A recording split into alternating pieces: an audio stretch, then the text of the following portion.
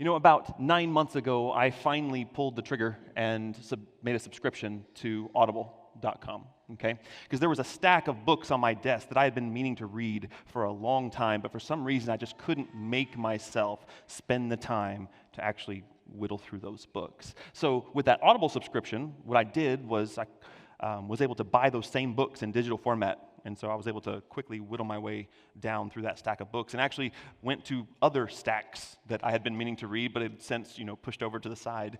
And so by the time this was all done, I had a pretty large collection of books, under my belt for Audible. And each month, they try to send you these books on the feed, like this is the best reviewed book, or this is the best sale, because, yay capitalism.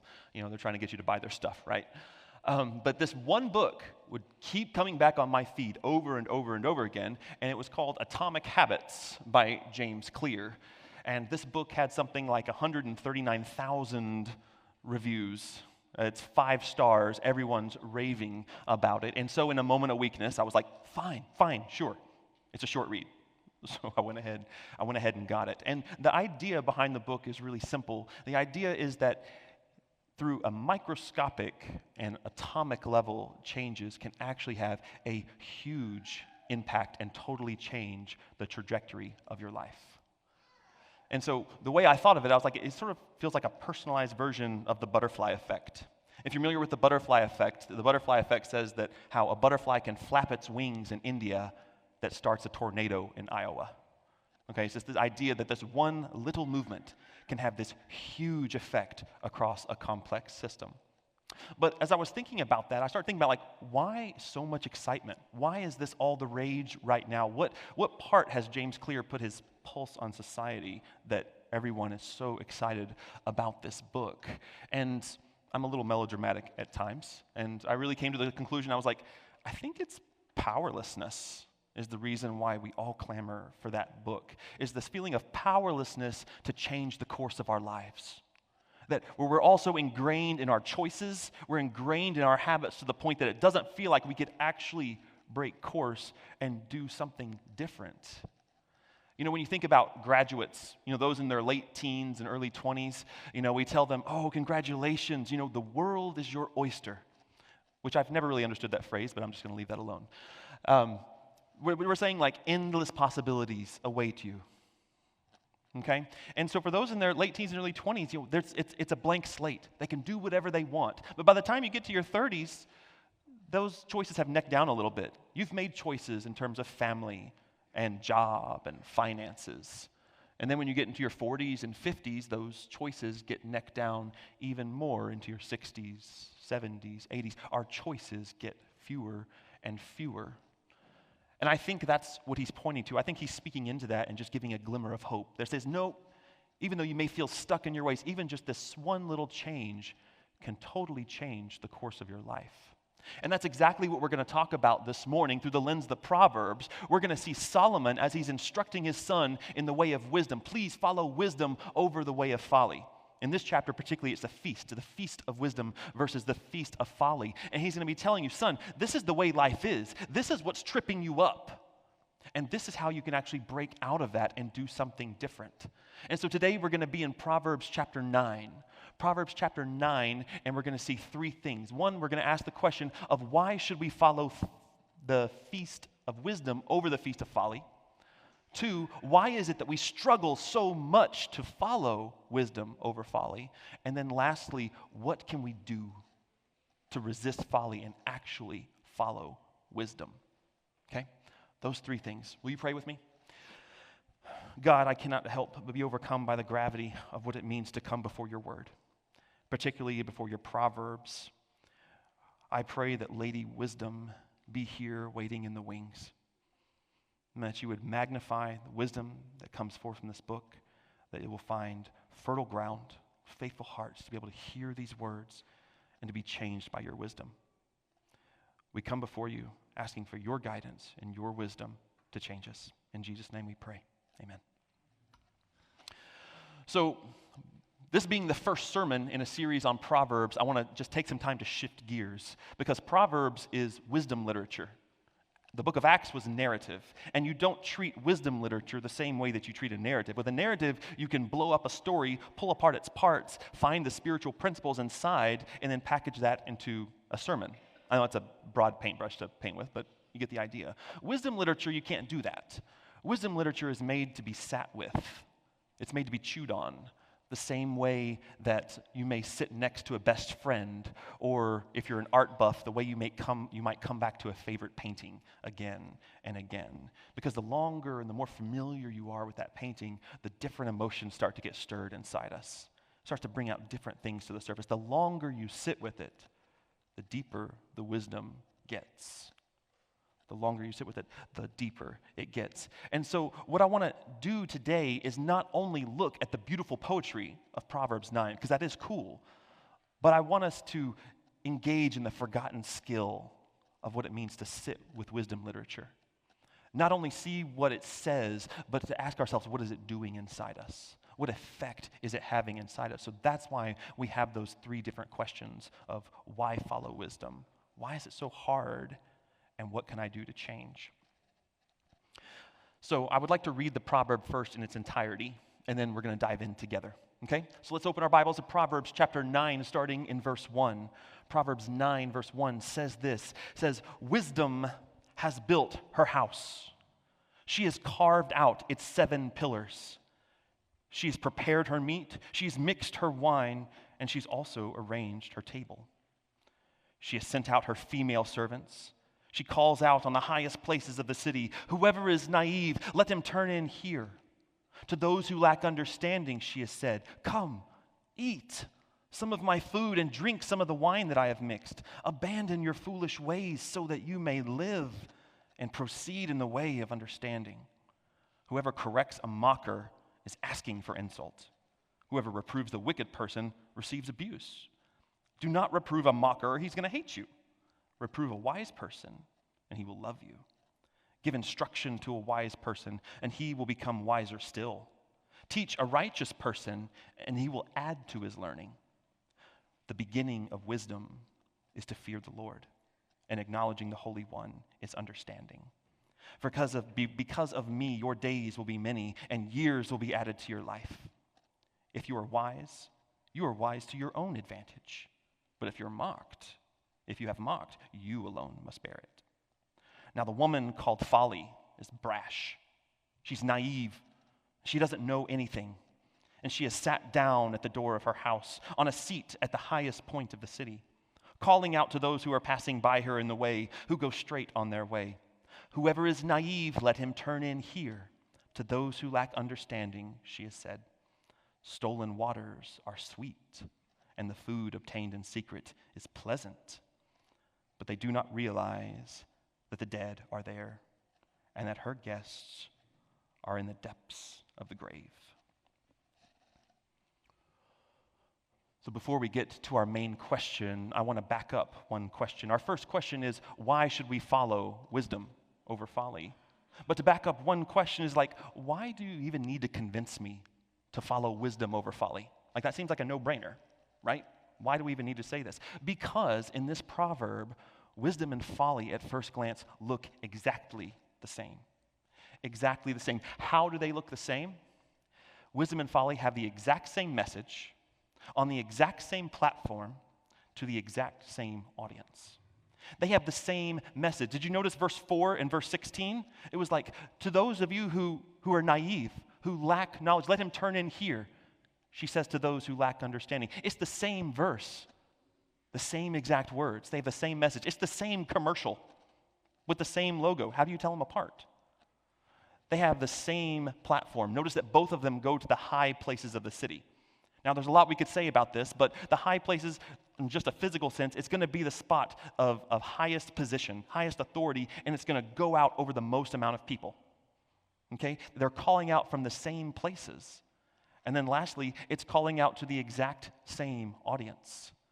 Notice, to those who lack understanding, to those who are naive. And they're not trying to insult your intelligence. They're not trying to say, like, hey, dumb people, come in here. They're not trying to do that. They're saying, if this is good for you, it's offered. It's on the table. Come and take it.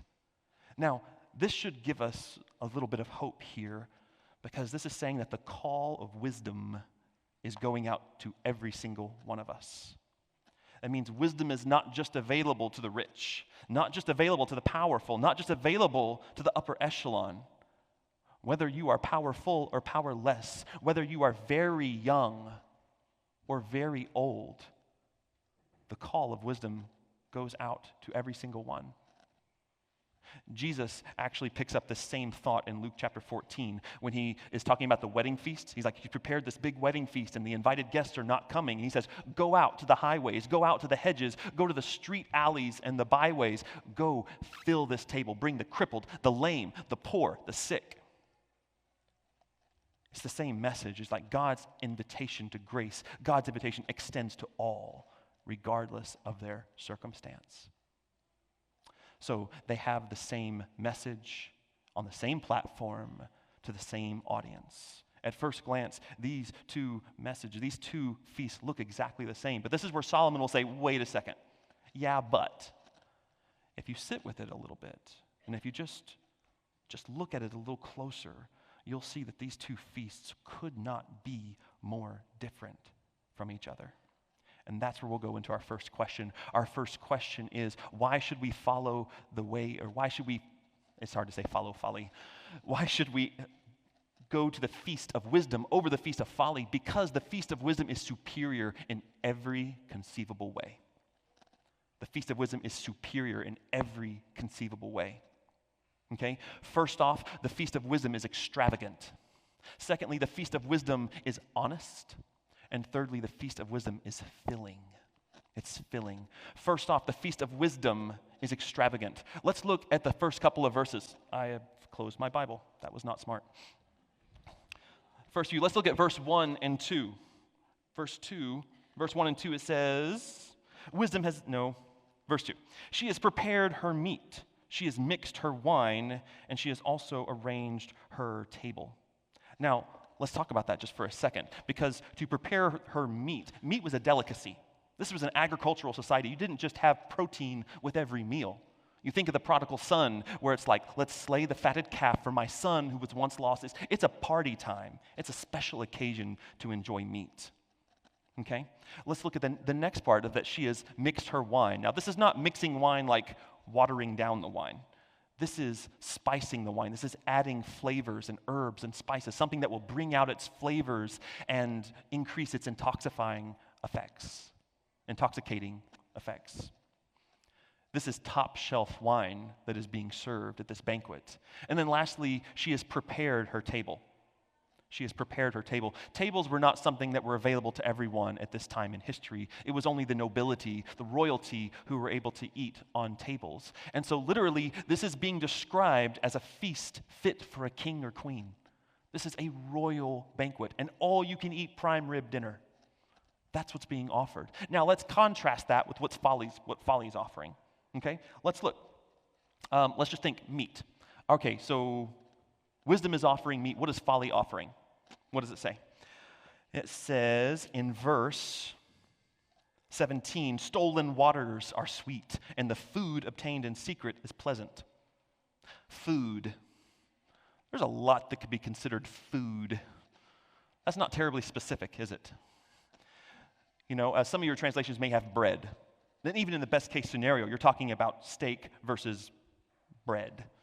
Okay? It reminds me in the 1980s when Jack in the Box was sued because they claimed their tacos had 100% beef, and they got taken to court over it. And it turns out that there was like over 30% of like soy and fillers and stuff like that. And the line of defense of Jack in the Box was, well, we never said beef was the only thing in your taco.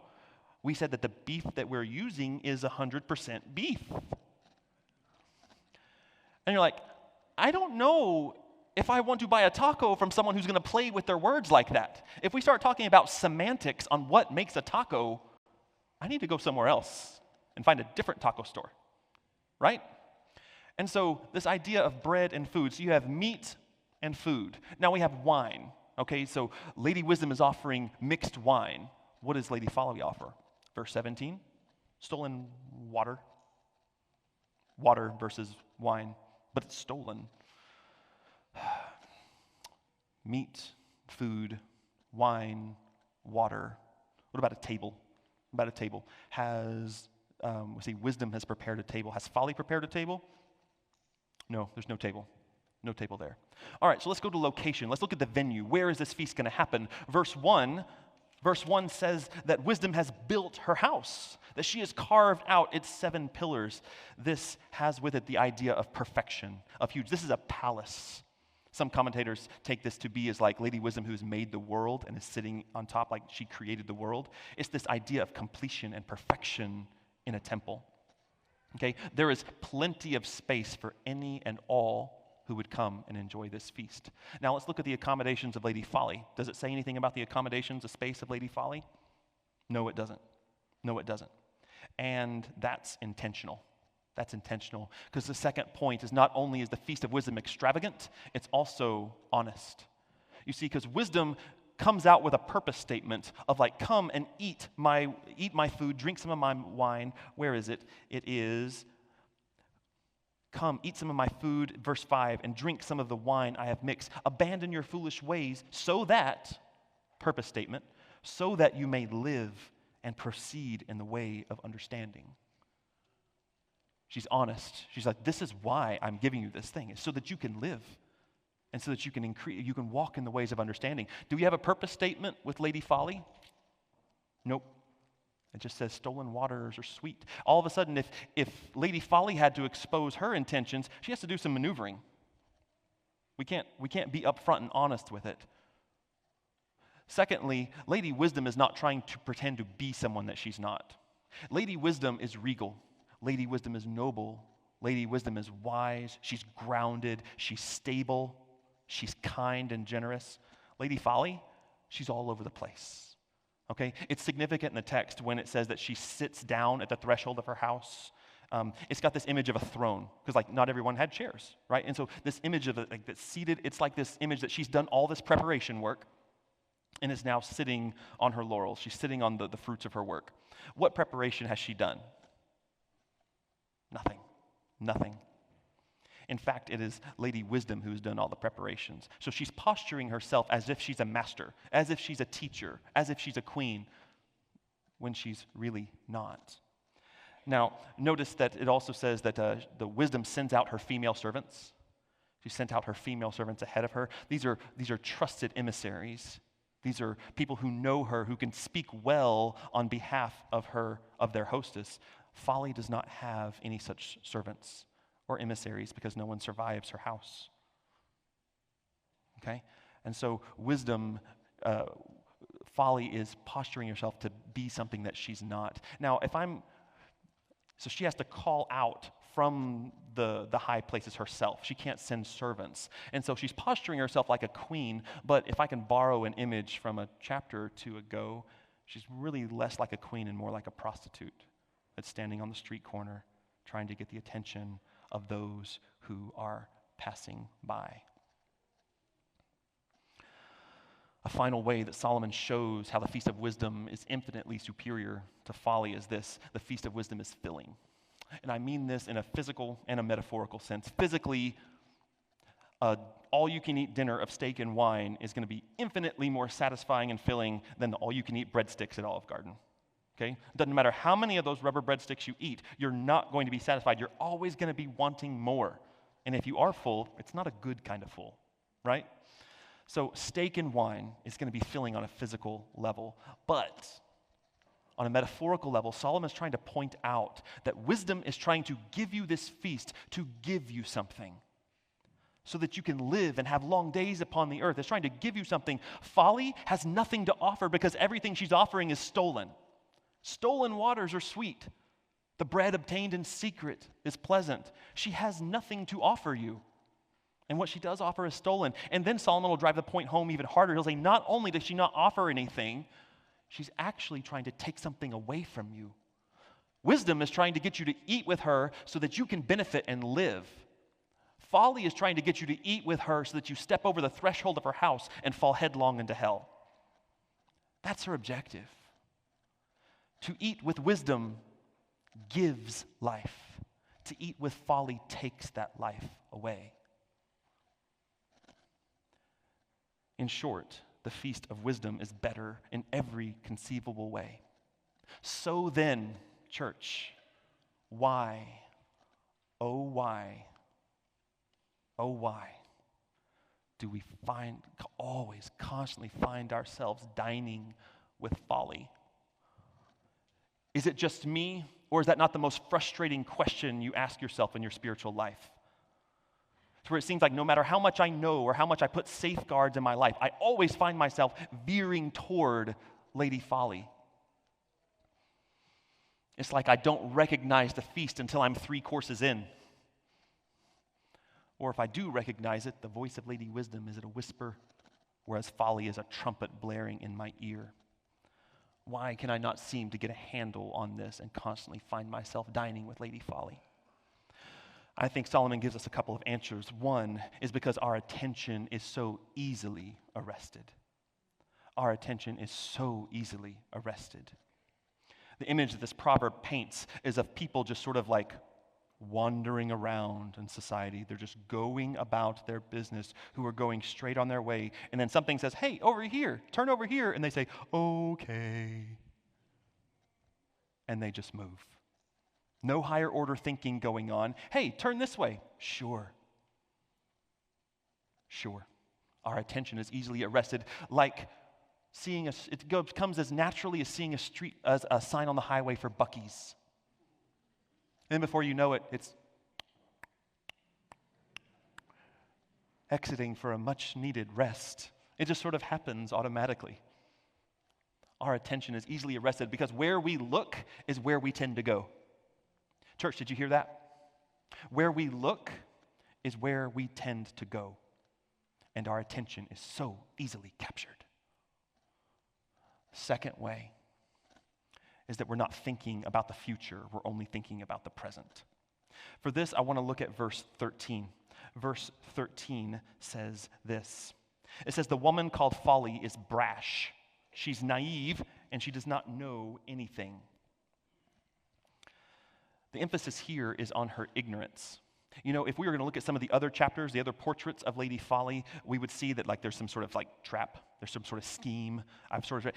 Lady Folly in this chapter, she's not smart enough to make a trap. She's just sort of like morally and intellectually oblivious. All she's thinking about is the present. So it's carpe diem. It sees the day. It's like, does it feel good right now? Yeah, then let's do it. Does it have future consequences? It doesn't even compute for her. It's like, what? Like, is this going to destroy me? Is it going to destroy you? Is it going to destroy both of us? I don't know. Let's just do it. They're not even thinking about that. And so when Folly is calling out to her suitor, she's calling out to people that think just like her. She's just worried about the present, not worried about the future. Now, I could not help but chuckle at the irony of this. Because as I was in my office writing the sermon on only focused on the present and not thinking about the future, I did so with an abnormally large but dwindling bag of gummy bears at my side. Those of you who know me in this office know that Rob has a bit of a sweet tooth. And if there's candy anywhere in this building, it will not last long. I will find it. I will eat it. There's a reason we ask for extra candy during Easter. No, I'm just joking. Because in those moments, I am not thinking about the long-term consequences of high amounts of sugar in my blood. But I just got to say right out, like I experienced an insane amount of conviction in writing this sermon. So it's okay. I took care of that temptation. I ate the rest of the bag, so it'll never tempt me again. So I got that away. But that leads me to a stickier, not to be punny, a stickier part of this question of why do I constantly veer toward folly? And it is this, because folly will tell me exactly what I want to hear. Folly will tell me exactly what I want to hear. Folly knows what will make me feel better the fastest. It knows how to give that quick little shot of dopamine to get my nerves to settle. Now, I don't actually want to eat with folly, but maybe just pop a one-bite appetizer. No harm could come from that, right? Am I the only one who's tried to go down this road? I don't think so, because unfortunately that is a very well-worn road. In fact, for thousands of years, we've tried to thread that needle Can I experience the pleasures of folly and sin without actually getting burned by it? In Homer's The Odyssey, Odysseus is warned that on the way home from the Trojan War, he would have to pass by the island of Sirens. Okay? Now, sirens in the ancient world, in the Greek mythology, were these beautiful creatures that sort of symbolize this mixture of beauty and danger, or pleasure and death. And what the sirens would do is they would call out over the sailors, and it would sort of entrance them, mesmerize them, and they would turn their ships toward the island and crash into the jagged rocks that circled the island. And then the sirens would eat them. And every year, sailors would try to get close to the island, just close enough to where you could faintly hear the call of the sirens, but not actually fall victim to their song. But every year, every single one of them, upon hearing the song of the sirens, even faintly, turned their ship and dashed themselves against the rocks. Odysseus, too, wanted to experience the pleasures of folly. They wanted to hear the siren song and not succumb to it. But so Odysseus had a plan. And so he had his sailors, his crew, filled their ears with beeswax so that they would be deaf to the song of the sirens, while he himself was tied to the center mast.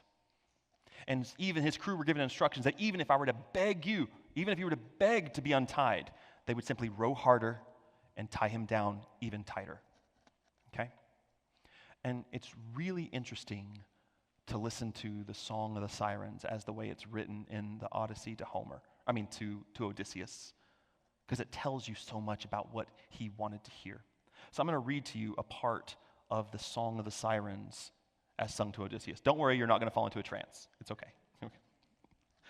It says this. It says, Odysseus, bravest of heroes, draw near to us on our green island. Odysseus, we'll teach you wisdom. We'll give you love sweeter than honey. The song we sing soothe away sorrow, and in our arms you will be happy. Odysseus, O bravest of heroes, the songs we sing will bring you peace. To be loved, adored, safe, secure, seen, soothed, at peace. Isn't that what we all want to hear? Absolutely.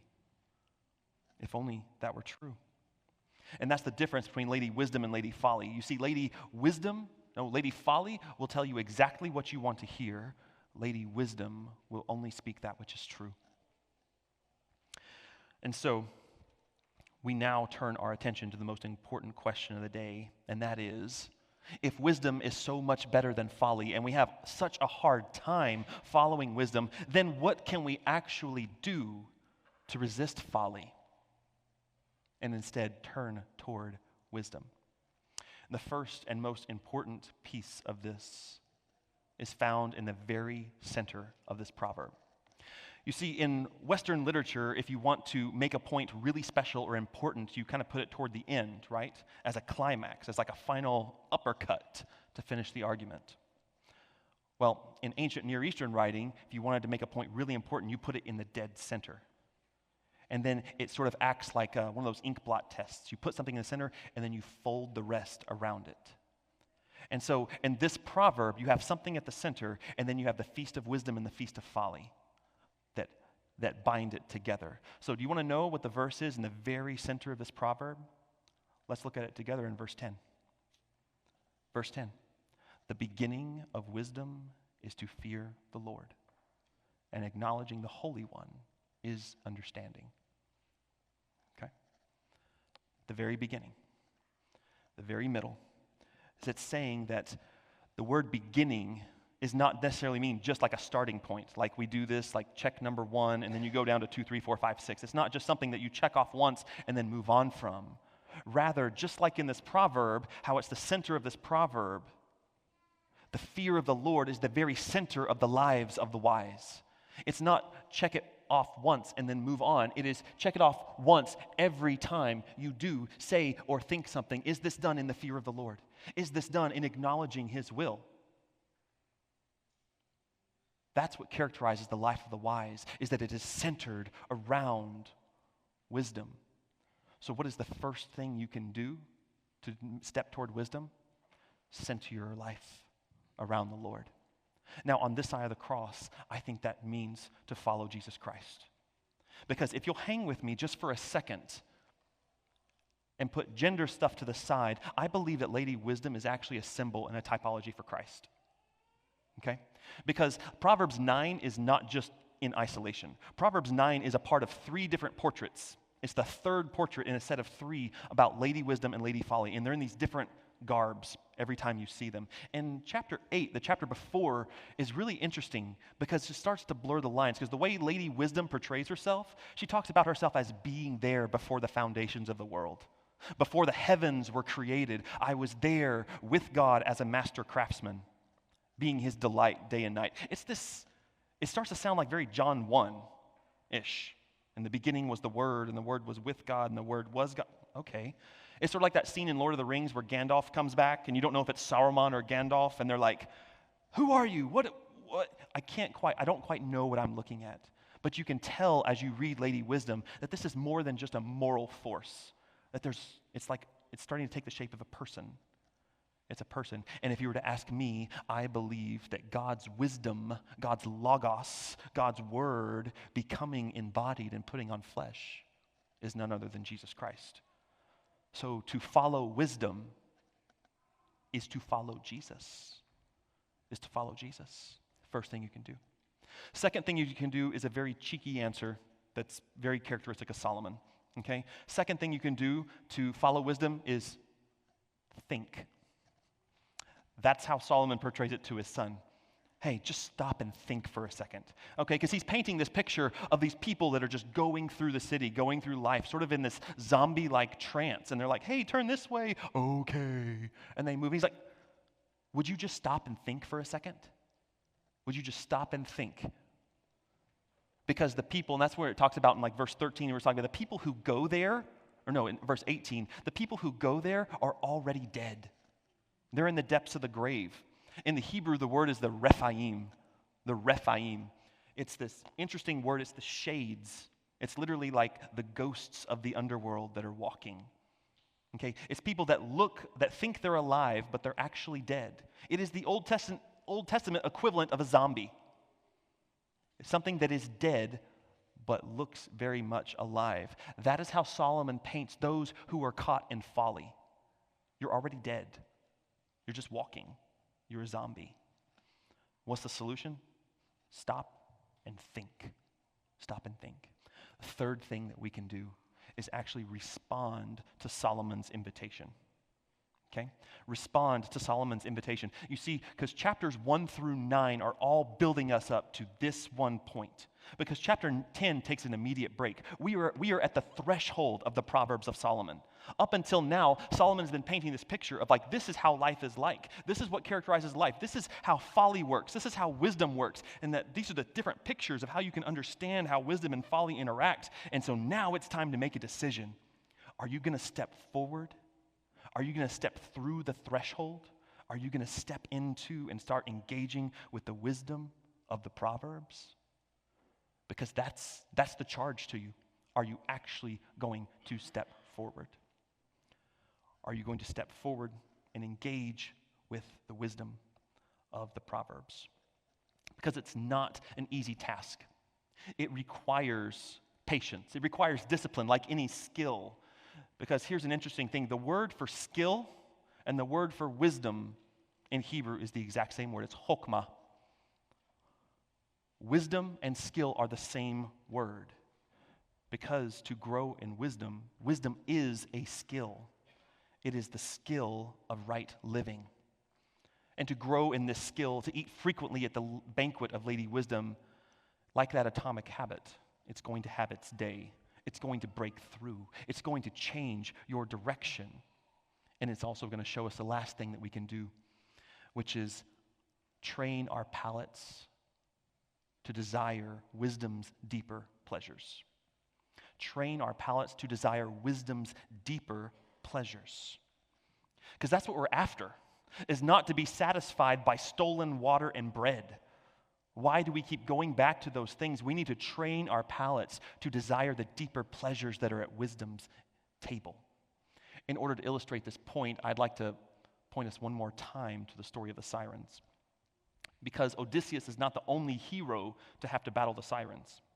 In fact, Jason and the Argonauts have to pass by this same exact island. Except this time there's no beeswax and there's no tying to the mast. Rather, this time Jason brings with him the lute player Orpheus. And Orpheus is such a masterful lute player, his music so magnificent that any who listens to it find themselves totally captivated. And so, when Jason's ship gets close to the island of the sirens, he instructs Orpheus to start playing. And the sirens begin to call. And it doesn't matter, louder and louder the sirens call, it falls on deaf ears because the sailors have found a far sweeter song. The song of the sirens has lost its appeal because they have found and are locked onto something far, far better. In 1819, Thomas Chalmers, Scottish minister, famously preached these words. He said, "The only way to dispossess the heart of an old affection is by the expulsatory power of a new one." In other words, church, do you find yourself struggling with folly? Find a sweeter song. Find the sweeter song. So, church, how do you handle the sirens in your life? How do you handle the sirens? Are you a shipwrecked sailor who keep finding yourself crashing again and again into the sirens' island? If so, this text is for you because it's also an invitation. Young, old, rich, poor. Wisdom invites you. Start new. Start today. Follow Lady Wisdom. Or perhaps you're like Odysseus and you're still trying to think you can thread the needle between getting close enough to sin and pleasure, but not close enough to where you actually fall. I assure you it's a myth. It's impossible. But as you gobble down your handfuls of dirt, I assure you there are richer treasures at wisdom's table. Or maybe you're like one of the crew members on the Odyssey, to where your ears are filled with beeswax, where sin is out of sight and out of mind. You keep yourself away from sin. It doesn't have much pull on you.